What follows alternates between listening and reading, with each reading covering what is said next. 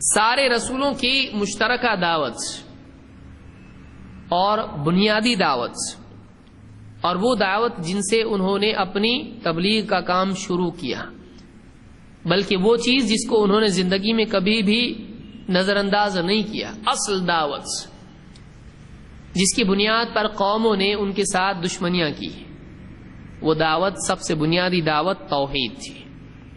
یہ بھی یاد رکھیں کہ دنیا کے کسی بھی خطے میں رسول اور نبی آئے، کسی بھی صدی میں کسی بھی دور میں آئے، ابتدا سے لے کر انتہا تک ایک ایسی دعوت تھی جو سارے رسولوں کی مشترکہ دعوت تھی، اور وجہ اس کی یہ تھی کہ یہ سب سے بنیادی نقطہ ہے جس سے ہٹانے کی ہر دور میں ابلیس شیطان نے کوشش کی ہے۔ توحید وہ چیز ہے جس سے لوگوں کو ہٹانے کی ہر دور میں شیطان نے کوشش کی، اور ہر دور کے لوگوں میں بنیادی بگاڑ اسی میں آیا۔ یہی وجہ ہے کہ ہر دور میں اللہ تعالیٰ نے رسولوں کو اسی دعوت کے دوبارہ زندہ کرنے اور لوگوں کو سمجھانے کے لیے بھیجا، جس کی آج بھی واقعی ضرورت ہے۔ لیکن آج چونکہ اللہ کے دین کی حفاظت ہو چکی ہے، اور نصوص اور جو علم اللہ کی طرف سے آیا اس میں تحریف نہیں ہوئی، اور لوگوں نے جو تحریف کی کوشش کی تو اللہ تعالیٰ نے علماء کے ذریعے سے اس کی حفاظت کا بھی انتظام کیا۔ اب نبی اور رسول کی ضرورت نہیں ہے، کیونکہ تحریف مستقر نہیں ہوئی۔ یاد رکھیے اس کو۔ پچھلی کتابوں میں کیا ہوا؟ تحریف ہو گئی، نبیوں کا رسولوں کا انتقال ہو گیا، موت ہو گئی، اور کتابوں میں تحریف ہو گئی، تو اب نہ نبی ہے، رسول ہے، اور نہ کتاب ہے۔ کتاب اصل شکل میں باقی نہیں ہے، کتاب اصل شکل میں باقی نہیں ہے، تو اب لوگوں کو حق کیسے معلوم پڑے گا؟ تو ذریعہ علم ضائع ہو گیا، چاہے شخصیت کا معاملہ ہو یا کتاب کا معاملہ ہو۔ لیکن آج اس امت میں قرآن محفوظ ہے، لوگوں نے کوششیں کی لیکن اس میں تبدیلی نہیں کر سکے، اور احادیث میں کوشش کی اور تبدیلی کرنے میں کامیاب اس اعتبار سے ہوئے کہ عام ہو گئی وہ باتیں جو نبی کے نام سے گھڑی گئی تھی۔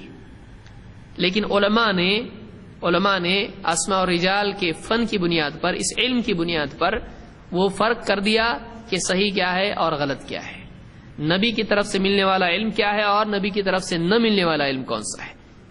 انسانی اضافہ اور نبی کی تعلیم میں فرق کرنے کے لیے بنیاد آج موجود ہے، پچھلی امتوں میں یہ بنیاد موجود نہیں رہی، یہ چیز باقی نہیں رہی۔ اس وجہ سے تحریفات جم گئیں، باقی رہیں۔ اس دین میں تحریف باقی نہیں رہ سکتی ہے، اس لیے نبی کی ضرورت نہیں ہے۔ یہ شبہ پیدا ہو سکتا ہے کسی انسان کے ذہن میں، ابھی نبی کیوں نہیں؟ اتنا بگڑا ہوا زمانہ ہے، اب نبی کیوں نہیں؟ ابھی بھی تو آنا چاہیے۔ تو اب ضرورت نہیں ہے، اس لیے کہ تحریفات کی بقا نہیں ہے، اور تحریف اور اصل میں فرق کرنے کے لیے ہمارے پاس پیمانہ موجود ہے، تو اب ضرورت نہیں ہے۔ پچھلی امتوں میں پیمانہ ہی باقی نہیں رہا فرق کرنے کا کہ نبی کی طرف سے آنے والا علم کیا اور نبی کی طرف سے نہیں آنے والا علم کیا ہے۔ اس امت میں باقی ہے، اور علماء انما العلماء هم ورثۃ الانبیاء، کہ انبیاء علماء کے وارث ہیں۔ علماء ہمیشہ قیامت تک رہیں گے جو اس فرق کو، جو تحریفات ہیں لوگوں کی، تحریف الغالین جنہوں نے تحریفات کی ہیں، ان کو الگ کریں گے اصل سے۔ بہرحال تو سارے نبیوں کی دعوت توحید تھی۔ اللہ نے فرمایا وَلَقَدْ بَعَثْنَا فِي كُلِّ أُمَّةٍ رَسُولًا أَنِ اعْبُدُوا اللَّهَ وَاجْتَنِبُوا الطَّاغُوتَ، ہم نے ہر امت میں رسول بھیجا، ہر امت میں ہم نے رسول بھیجا۔ کس دعوت کے ساتھ؟ دو باتیں ان کی دعوت کا جز تھیں، جو ایک ہی بات کے دو الگ الگ پہلو سے اس کو جمع کرنا، اثبات اور نفی۔ کیا دعوت تھی؟ ان اعبدوا اللہ واجتنبوا الطاغوت۔ سارے رسولوں کی دعوت تھی اللہ کی عبادت کرو، ان اعبدوا اللہ واجتنبوا الطاغوت، اور طاغوت سے بچو، طاغوت کی عبادت سے بچو۔ یہ دو چیزیں ہیں جو ایک دوسرے کی تکمیل کرتے ہیں، ایک اثبات میں ہے اور ایک نفی میں ہے۔ اللہ کی عبادت کرو، صرف اتنی دعوت نہیں تھی کہ اللہ کی بھی عبادت کرو، اس لیے کہ لوگوں کا بگاڑ اللہ کو ترک کرنے میں بہت کم رہا ہے، لیکن اللہ کے ساتھ شرک کرنے میں زیادہ رہا ہے. اس کو یاد رکھیے. بگاڑ کہاں سے آیا؟ لوگوں نے بولے اب اللہ نہیں، دوسرا. ایسا ہوا نہیں، لوگوں نے کہا اللہ بھی اور یہ بھی. کیوں؟ اللہ تک پہنچنے کے لیے دوسرے چاہیے، ڈائریکٹ نہیں پہنچ سکتے. تو امتوں میں بگاڑ اللہ کو ترک کرنے کا بہت ہی کم رہا ہے. جیسے ہماری قوم ہے یہاں پر جو اللہ کو مانتی نہیں، اللہ کو جانتی نہیں ہے، اللہ نام استعمال بھی نہیں کرتے ہیں. ہمارے یہاں پر ہمارے اطراف جو قومیں بستی ہیں وہ اللہ کو نہیں جانتے ہیں. لیکن عربوں میں مثال کے طور پر اور عام قوموں میں تاریخ میں اللہ کو لوگ مانتے رہے ہیں، لیکن اللہ کو ماننے کے ساتھ ساتھ شرک کرتے رہے ہیں کہ بزرگان دین صالحین یہ اللہ تک پہنچنے کا ذریعہ ہیں، ان کو خوش کیا جائے تاکہ اللہ کو یہ خوش کریں، اللہ ان کی وجہ سے ہماری مانے، ہماری مغفرت کرے، ہم کو اللہ کا قرب اس وسیلے کے ذریعے سے ملے. تو نبیوں نے جو دعوت دی ہر دور میں وہ صرف اللہ کی عبادت کرو کی نہیں تھی، کیونکہ اللہ کی عبادت کرو کی دعوت اگر وہ دیتے تو کبھی قوم ان کی طرف پتھر نہیں پھینکتی. انہوں نے اس جز کے ساتھ جو کہ اصل ہے ایک دوسرا ٹکڑا اور جوڑا جو قوم کی برائی کا رد تھا. تو کیا تھا؟ وَاجْتَنِبُوا الطَّاغُوتَ، طاغوت سے بچو. طاغوت ہر اس چیز کو کہتے ہیں جس کی حد بڑھا کر اس کو آگے کر دیا جائے، جس کو اس کی حد سے آگے بڑھا دیا جائے. مثلا اللہ تعالی کی عبادت کرنا چاہیے، اللہ کے سوا کسی کی عبادت نہیں کرنا چاہیے. تو اللہ تعالی معبود ہے، معبود حقیقی ہے، اور باقی ساری مخلوقات رب نہیں ہے بلکہ مربوب ہے. اللہ ان سب کا رب ہے، وہ معبود نہیں ہے بلکہ مخلوق ہے، اور مخلوق معبود ہونے کا مرتبہ نہیں رکھتی ہے. جو چیز اللہ نے پیدا کی ہے اس کی عبادت کرو ہو ہی نہیں سکتا، پیدا کرنے والے کی عبادت کرنا چاہیے، پیدا کی ہوئی چیز کی عبادت نہیں کرنا چاہیے. لا تسجدوا للشمس ولا للقمر واسجدوا للہ الذی خلقہن. اس کی عبادت کرو جس نے ان کو پیدا کیا ہے. آج سورج چاند کی عبادت مت کرو، اس کی کرو جس نے ان کو پیدا کیا. خالق کی عبادت کی جائے گی، مخلوق کی نہیں. یہ بنیادی قاعدہ اسلام میں، یاد رکھیے اس کو. معبود کا مقام مخلوق کے لیے نہیں ہے. مخلوق اور معبود جمع ہو ہی نہیں سکتے ہیں. کیوں؟ مخلوق اپنے وجود میں محتاج ہے، جو محتاج ہو وہ معبود نہیں ہو سکتا ہے، کیونکہ معبود اس کو اس لیے بنا رہا ہے انسان کہ اپنی محتاجی کی تکمیل کرے، اپنی محتاجی کو دور کرے. میں نہیں کر سکتا اس لیے کسی اور، تو اس کے ساتھ وہ بھی تو شریک ہے اس میں. محتاج یہ ہے تو وہ بھی ہے، وہ تو اپنے وجود میں محتاج ہے. تو جو اپنے وجود میں محتاج ہے وہ معبود نہیں بن سکتا ہے. جو اپنے وجود کی بقا اور ابتدا اور بقا دونوں میں محتاج ہے. تھوڑا مشکل پڑ رہا ہوگا کہ اپنے وجود کی ابتدا میں محتاج ہے، نہیں تھا ہوا تو کسی اور نے اس کو پیدا کیا، تو ابتدا میں اپنے وجود کی محتاج ہے. اپنے وجود کی بقا میں محتاج ہے. پیدا تو ہو گیا، اب زندہ رہنا ہے، اس کے لیے کھا رہا ہے، پی رہا ہے، سردی گرمی کے لیے اوڑھ رہا ہے، انگیٹھی جلا رہا ہے، بیمار ہوا دوا کھا رہا ہے تاکہ مر نہ جائے بیماری سے. اپنے وجود کی بقا، اپنے کو زندہ باقی رکھنے کے لیے بھی وہ محتاج ہے. وجود میں آنے کے لیے محتاج ہے، وجود میں باقی رہنے کے لیے محتاج ہے. اسی لیے اللہ نے کیا کہا عیسیٰ علیہ السلام کے اور ان کی ماں کے بارے میں، جن کو لوگوں نے معبود بنایا ہے؟ اللہ نے کیا کہا؟ کانا یاکلان الطعام، وہ کھانا کھاتے تھے. کیوں؟ کیا کھانا کھاتے تھے؟ کیا بڑی بات ہوئی؟ کھانا کھاتے تھے. وہ اپنے وجود کو باقی رکھ نہیں سکتے تھے جب تک کہ وہ کھاتے نہیں. تم یہ دیکھ رہے ہو کہ وہ مردہ کو زندہ کرتے تھے، اس لیے تم نے ان کو معبود مان لیا، خالق مان لیا. وہ اپنے وجود کے لیے محتاج تھے، وہ کھانا کھاتے تھے زندہ رہنے کے لیے. پھر زندہ کیسا کیا؟ اللہ کے حکم سے زندہ کیا. وہ خود نہیں کرتے تھے تو اللہ کرتا تھا.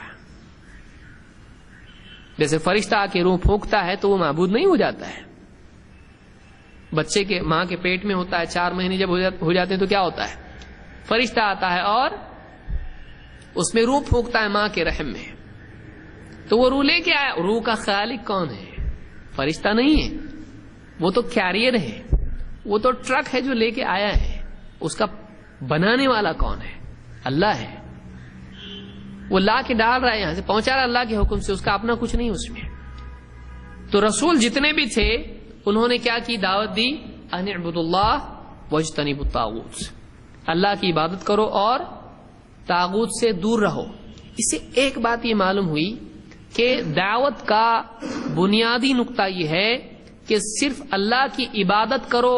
بھائی نماز پڑھو.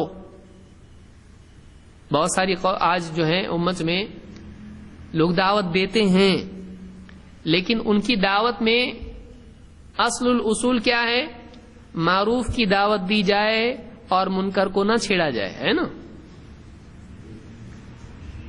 عالمی سطح پر دعوت آج دینے والی ایک جماعت ہے جس کے اصل الاصول میں یہ ہے، اور دعویٰ یہ ہے کہ اللہ کی طرف سے یہ اصول دیا گیا. یہ ختم نبوت کے بعد اصول مل رہا ہے. ایسا اصول جس کے سارے نبی خلاف ہیں، یعنی ایک طرف سارے رسول ہیں جو اس اصول پر قائم ہے کہ معروف کی دعوت دی جائے اور منکر سے منع کیا جائے. ایک طرف وہ سب، اور ایک طرف سارے نبیوں کا سلسلہ ختم ہوا، اب یہ آئے نئے. ان کا کیا اصول ہے؟ معروف کی دعوت دی جائے اور منکر کو نہ چھیڑا جائے. آپ بتائیے کس کو مانا جائے؟ ایک طرف اجماع ہے سارے رسولوں کا، اس اجماع کو نہیں ماننا، اور یہ اجماع کو ماننا بچوں کے. اب بتائیے کیا ہے؟ کتنی بڑی مخالفت ہے یہ. یعنی صرف قرآن کی مخالفت نہیں ہے، یہ پچھلے سارے رسولوں کی مخالفت ہے. یہ ایک اور بڑا معاملہ ہو جاتا ہے. صرف قرآن کی مخالفت بھی کیا ہے؟ کفر ہے. یہ تحریف ہے دین کے بنیادی اصول میں، اس دعوت میں جس پر سارے نبی قائم تھے. آپ بتائیے سارے نبیوں کی دعوت میں معروف کی دعوت، منکر سے منع دونوں ہیں. کیسے؟ ان اعبدوا اللہ، اللہ کی عبادت کرو. یہ معروف ہے کہ کیا ہے؟ معروف ہے، اللہ کی عبادت کرنا چاہیے. یہ کرنے معروف کس کو کہتے ہیں پہلے یہی سمجھ لیجئے. معروف اچھی چیز جس کو کرنا چاہیے، منکر بری چیز جس سے بچنا چاہیے.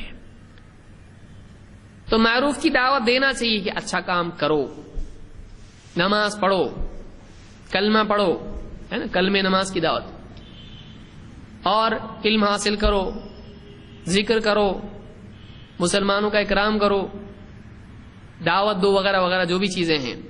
تو یہ کیا ہے؟ معروف ہیں، یہ اچھی چیزیں ہیں، اس کو کرنا چاہیے. لیکن اس کے ساتھ منکرات بھی امت میں ہیں. انسانیت میں ہمیشہ منکرات رہے ہیں.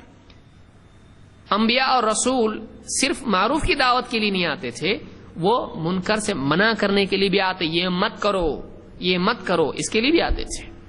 اسی لیے یہاں پر بنیادی دعوت جو سارے رسولوں کی تھی، اور ایسی چیز جو ساری امتوں میں برائی آئی، وہ کیا تھی؟ شرک تھی. سارے رسولوں نے اللہ کی عبادت کی دعوت دی، اور اللہ کے سوا جن کو لوگوں نے معبود بنا رکھا ہے ان کی عبادت سے منع بھی وہ کرتے تھے. تو یہ منکر ہے، شرک. توحید معروف ہے، توحید کی دعوت دی، اللہ کی عبادت کی دعوت دی.